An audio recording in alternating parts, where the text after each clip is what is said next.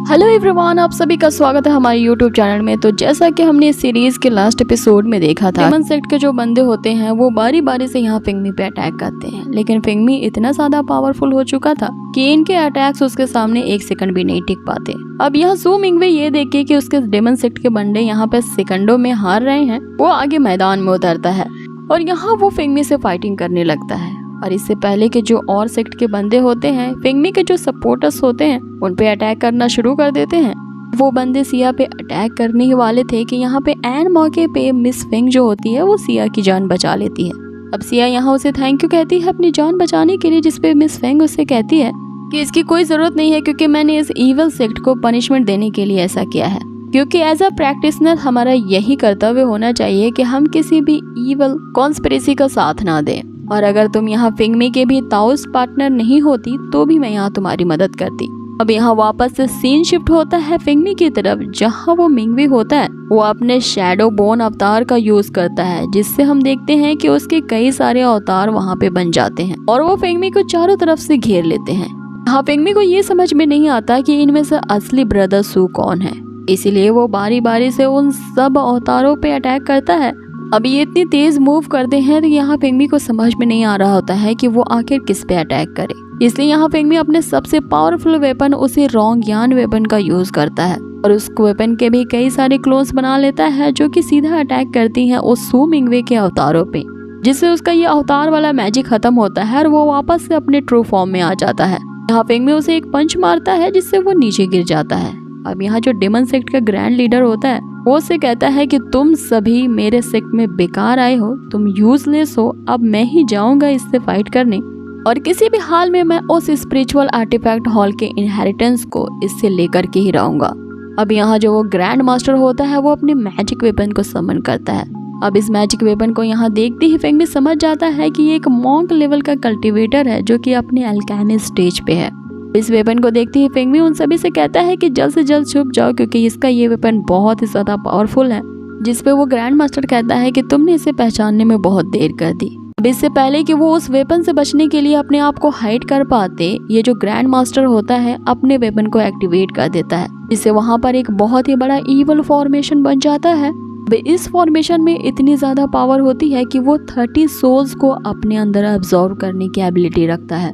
ये फॉर्मेशन और भी ज्यादा बड़ा होते जाता है और इसके अंदर जितने भी लोग होते हैं वो इन सब की एनर्जी को अपने अंदर अब्सॉर्ब करने लगता है। साथ ही ये जो फॉर्मेशन होती है वो इनविंसिबल होती है, मतलब किसी भी तरह से इसे पराजित नहीं किया जा सकता। इससे पहले कि वो फिंगमी और उसके सपोर्टर्स को वो फॉर्मेशन अपने अंदर अब्सॉर्ब कर पाती, फिंगमी वक्त रहते ही उन सबको एक शील्ड के अंदर ले लेता है। लेकिन यहाँ जो सिया होती है उसके अंदर थोड़ी बहुत दया की भावना अभी बची होती है उस लियो के लिए, इसलिए वो जल्द टाइम रहते ही लियो को उस फॉर्मेशन से दूर करने की कोशिश करती है। अब ये देख के जो लियो होता है, मैं सच में उसे थितर ठीक कह रही थी, वो यहाँ गलत समझ बैठता है और उसे लगता है कि सिया अब भी उसे पसंद करती है, इसीलिए उसने उसे बचाया है। इसमें सिया उसे कहती है कि इतना ज्यादा भावुक होने की कोई जरूरत नहीं, मैंने सिर्फ तुम्हें यहाँ मरने से बचाया है क्योंकि मेरा जो सेक्ट है वो तुम्हारे सेट्स के काफी फेवर्स को ओन करता है और मेरे ग्रैंड फादर ने तुम्हें हमेशा अपना ग्रैंड चिल्ड्रन ही माना है, इसलिए मैंने तुम्हारी यहाँ जान बचाई है। जिसमें यहाँ लास्टली उस लियो को समझ में आता है कि सिया उसके बस की बात नहीं है क्योंकि उसकी स्ट्रेंथ काफी लो है और तुम्हें पाने के लिए मैं जानबूझकर इस हॉल ऑफ स्पिरिट आर्टिफैक्ट में आया ताकि उस इनहेरिटेंस को हासिल कर लूं, लेकिन ये मेरी बस की बात नहीं थी। यह मैं समझ गया हूँ कि मैं तुम्हारे काबिल नहीं हूँ। जिसपे सिया उसे चिल्लाते हुए कहती है कि जल्द से जल्द इस फॉर्मेशन से दूर हट जाओ।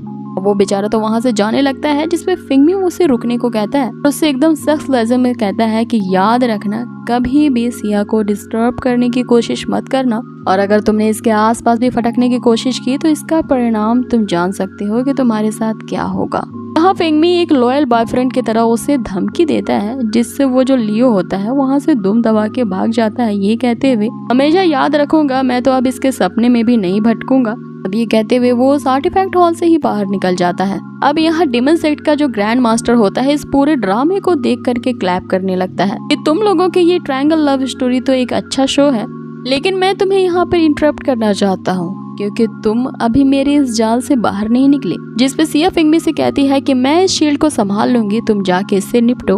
अब फिंगमी को अपने उस फॉर्मेशन की तरफ आता देख यहाँ जो वो ग्रैंड मास्टर होता है वो उससे कहता है कि आज मैं अपनी इस फॉर्मेशन को तुम्हारी सोल का बलिदान दूंगा। आगे यहाँ इन दोनों की जबरदस्त से फाइट होती है, जिसपे वो ग्रैंड मास्टर फिंगमी से कहता है कि तुम्हारी ये छोटे मोटे ट्रिक्स ना मुझे आज तुम्हें मारने से नहीं रोक सकते।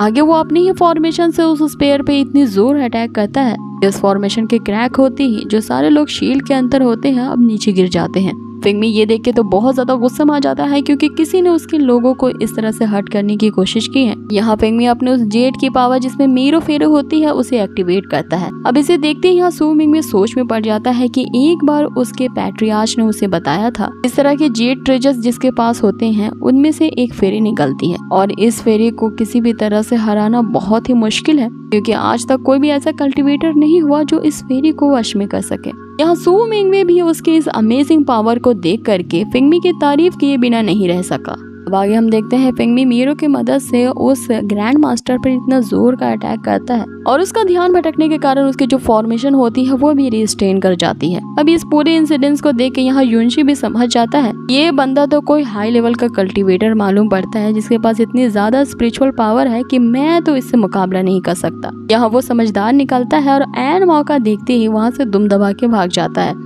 यहाँ जो डेमन सेक्ट का ग्रैंड मास्टर गुस्से में आकर के कि वो आखिर कैसे फिंगमी से इस तरह हार सकते हैं, फिर से अपने शॉट से उस पे अटैक करते हैं, लेकिन यहाँ पासा पूरी तरह पलट जाता है और हम देखते हैं कि फिंगमी अब उस ग्रैंड मास्टर की ही सारी स्पिरिचुअल पावर्स को एब्जॉर्ब करने लगा था। फिंगमी उससे कहता है कि मैंने कहा था ने तुम्हें थोड़ी देर में ही पता चल जाएगा कि यहाँ पे कौन सेक्रीफाइस होने वाला है। यहाँ फिंगमी उसकी सारी की सारी पावर अपने अंदर अब्सॉर्ब करने के बाद वो और भी ज्यादा पावरफुल हो जाता है। इस पे वो जो डेमन सेक्ट का ग्रैंड मास्टर अपने सारे दूसरे सेक्ट वालों से कहते हैं कि तुम लोग खड़े खड़े क्या देख रहे हो, मेरी मदद करो। अब वे सारे दूसरे सेक्ट वाले यहाँ पर उस ग्रैंड मास्टर की मदद करते हैं, सारी अपनी स्पिरिचुअल पावर्स उसे देते हैं, और यहाँ वो ग्रैंड मास्टर उनकी सारी स्पिरिचुअल एनर्जी को लेते हुए एक बहुत ही बड़ा पर्पल ब्लैक होल वहाँ पे क्रिएट करता है। ये जो डेवल ब्लैक होल होता है वो अपने अंदर सारी चीजों को समाहित करने ही वाला होता है। ये हम देखते हैं कि मीरो यहाँ उसके अटैक को रोक देती है। यहाँ फिंगमी मात्र अपने मैजिकल फैन के एक वेव से उन पे अटैक करता है, जिससे वो सारे पीछे हट जाते हैं। यहाँ फिंगमी उनसे कहता है कि तुम्हारी हिम्मत कैसे हुई मेरे लोगों को हर्ट करने की, तो आज मैं तुम्हें नहीं छोड़ूंगा, तुम्हारी समाधि यहीं बनेगी। इस पर वो डेमन सेक्ट का बंदा अब भी एरोगेंटली फिंगमी से यही कह रहा होता है कि बस कुछ दिन और वेट करो, फिर देखो मैं तुम्हारी फिजिकली और मेंटली बॉडी को कैसे डिस्ट्रॉय करता हूँ। अब उसके इस डायलॉग पर ना फिंगमी उस पे एक और जोरदार अटैक करता है। इस पे वो डेमन सेक्ट का ग्रैंड मास्टर भी समझ जाता है कि यहाँ फिंगमी से लड़ना तो अपनी मौत को इन्विटेशन देने के बराबर है। अब यहाँ वो गिरगिट की तरह चाल बदल लेता है और अपने सारे डिसिपल्स को ऑर्डर देता है कि अभी के अभी इस हॉल ऑफ स्पिरिट आर्टिफैक्ट से निकलो, और इससे पहले कि फिंगमी उनका काम तमाम कर पाता ये सारे वहाँ पे दुम दबा के भाग जाते हैं, और उनके इस तरह से रफू चक्कर होते ही हमारे ये एपिसोड भी हो जाता है फिनिश। तो गाइस आप लोगों को ये आज का एपिसोड कैसा लगा मुझे कमेंट बॉक्स में जरूर बताएं। जल्द ही मिलेंगे इसके नेक्स्ट एपिसोड में। Till then stay healthy, take care, bye.